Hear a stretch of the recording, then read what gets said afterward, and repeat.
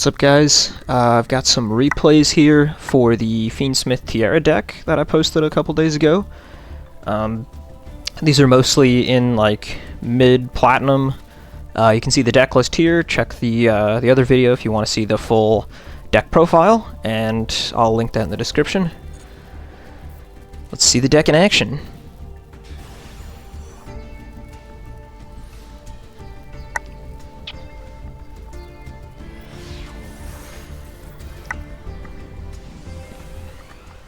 Alright, so for the first duel here, the opponent, I guess they bricked, they just went set pass. I saw later they're on flu, so that happens. But for all intents and purposes, you can consider this like a go first duel.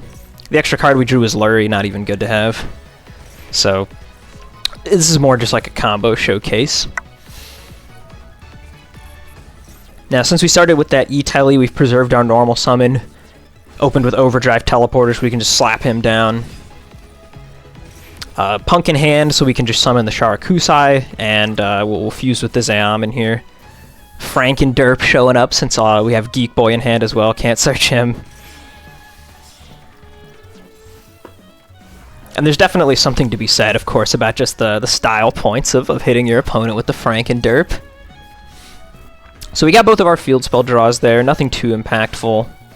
And we run straight into a Nib, which you might think is really bad, but because we have Deer Note, which just got sent off the field, we get to bring back a Punk. He's going to negate us again here with Droplets. And that's still actually not going to be enough to stop us, because we have both Tracked and Better Luck Next Time. So Better Luck Next Time gets us another free body here. With Carry, she'll add the trap.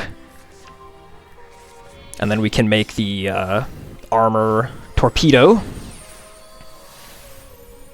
Give us a few more draws. Armor Fortress on top of that. Search out another card.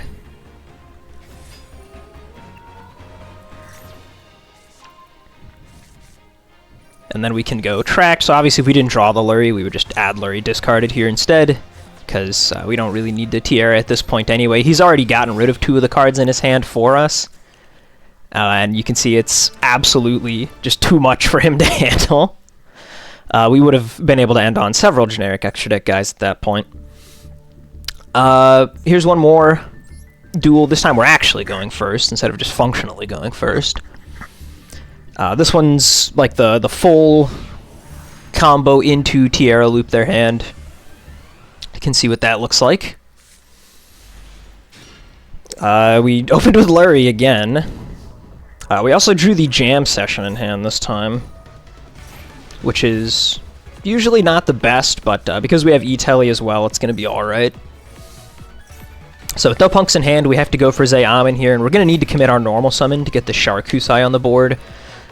Which is going to be a little unfortunate if we draw into an Overdrive Teleporter, since he's like, you know, the biggest plus you can usually get with the deck. And in fact, we do draw Overdrive Teleporter, but it's alright. We don't actually necessarily need him, as good as he is. The rest of the hand is coming together pretty well. So, at this point, we don't actually have anything relevant, really, to add with the Dragon Drive, so we'll just grab Geek Boy. The only way we get him out of the deck normally is with Teleporter otherwise, so we'll just put him in the hand now.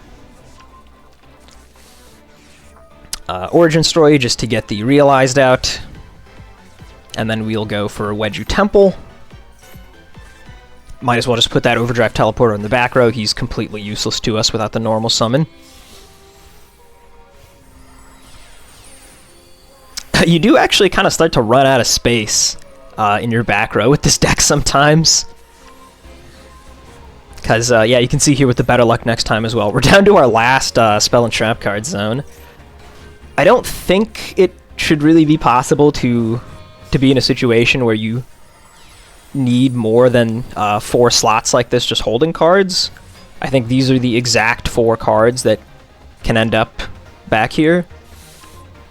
So, not actually a concern, but it does look kind of funny. So anyway, now we can finally bridge into the Fiendsmith combo here. We have plenty of cards, so we can go ahead and add the Tract. The way you're going to do that, of course, is you're going to do a typical line into Lacrima, and then Lacrima is going to add Engraver to hand instead of summoning it like you would normally do. Then we can just discard that Engraver from hand for the Tract. That'll be our way to find Tierra.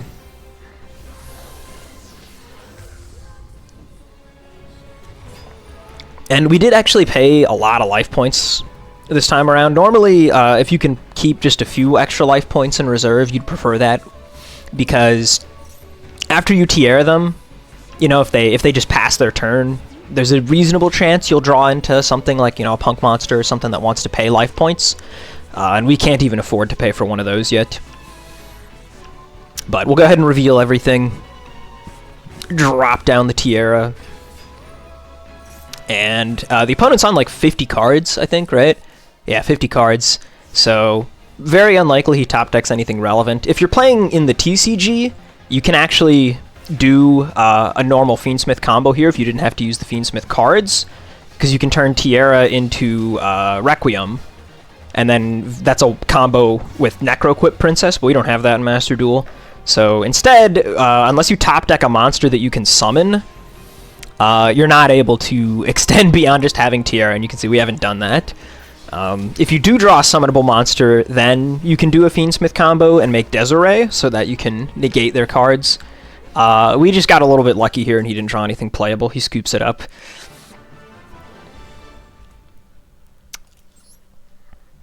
So that's like full combo going first. And then I've got a couple other funny duels here for going second.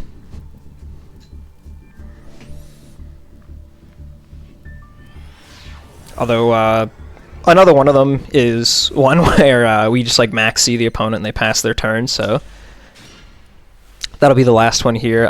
This time we're actually just playing into a board like normal. No weird stuff. The opponent's on this strange Scareclaw like Fiendsmith deck. I definitely think they could have put up a stronger board than what they ended up going with. We'll speed through his combo a little bit here because it's nothing too ridiculous. He just summons out some bodies, does some Fiendsmith stuff, and what he ends on is actually just going to be a 4-material Appaloosa.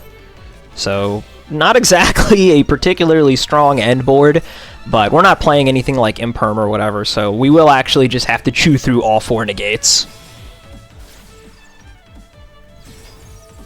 It's a 3-material Appo actually, but regardless, we don't have any way around it. We're just gonna have to play through all those negates plus anything else he has in hand. And it turns out he has max C, so he's probably gonna end up with all of his hand traps, because this deck is gonna give him like a dozen draws. So we're just gonna do the most standard play here with the Chariot Carry.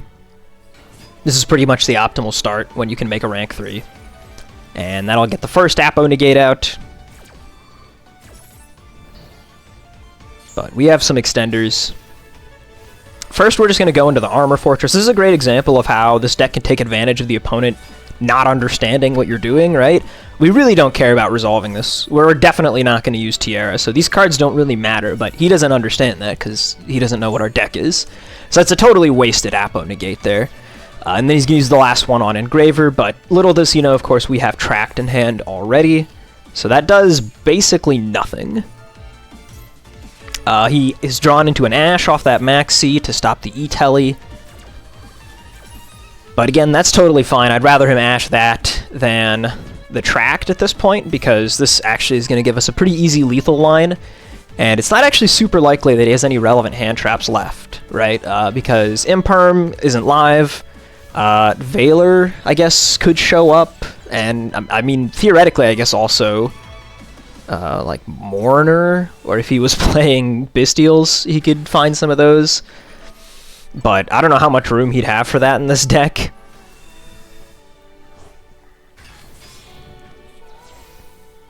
So we're just going to do a pretty simple little Fiendsmith combo here. We're just going to try to get into the battle phase as quickly as possible. So slap down Lacrima, Lacrima bring back one of the engravers, and that's actually just lethal already. This leaves him with just like a tiny bit, but then we can just use the Lacrima burn for the rest of the damage. And there you go, played through 3 material, Apo, Maxi, Ash, got the win.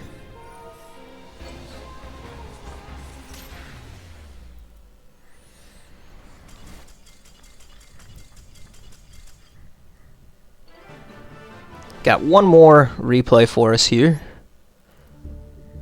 which is this one. There's another one where we're going second. This is the one with the Maxi. It can be kind of difficult to get full dual replays when you're playing a deck like this, because a lot of times once you start popping off, the opponent will scoop, which can be funny, but it's not as satisfying to watch. So, did end up with some of these more unusual circumstances here. But yeah, we Maxi him, he passes the turn, and then it turns out that he also has Maxi. Who would have thought that this card was semi-limited? It still shows up all the damn time. But whatever the case, we're just going to play into it. Again, it's actually not that different than if we were just going first. In fact, we're not even up the card this time because we discarded the Maxi. So he hits the Zeoman with a Veiler. Not a terrible play, but we just have Overdrive Teleporter here. Generally, it's better to wait for the Rising Carp, of course, to hit that, but I suppose he doesn't know that. And here's another time where, I mean, why would you Ash Geek Boy, right?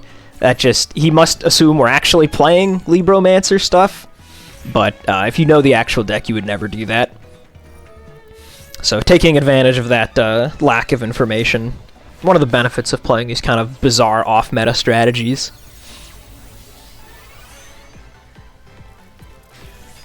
And yeah, he has nothing else. He just scoops it up. That was like everything we could have wanted. We could go into Tierra, we could go into Pep, we could do all that kind of stuff. So there you go, the Fiendsmith Tierra deck in action. Again, check out the description if you want to see the full deck profile, and I'll catch you all next time.